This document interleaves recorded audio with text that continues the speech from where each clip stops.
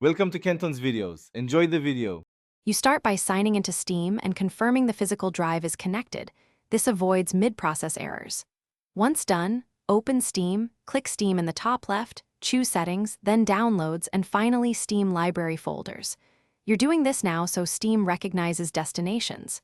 Make sure the drive format and permissions allow writing, otherwise Steam can't create folders. If the drive is new, format it and assign a letter first. This establishes the workspace you'll use in the next steps. You add a new library folder by clicking Add Library Folder, picking the drive and path, then creating or choosing the folder. Steam then lists it as a valid install location. Once added, to move existing games, right-click a title in your library, pick Properties, go to Local Files, then move Install Folder.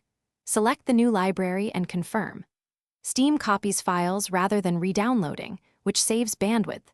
Monitor the downloads page to track progress. If multiple games are queued, move them one at a time for You finish by launching a moved game to verify everything runs.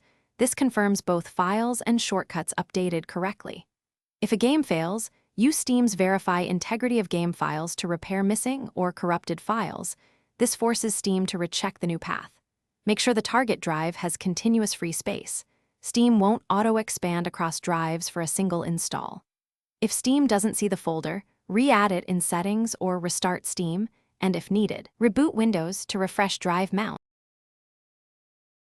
Thanks for watching. Consider subscribing if we helped you.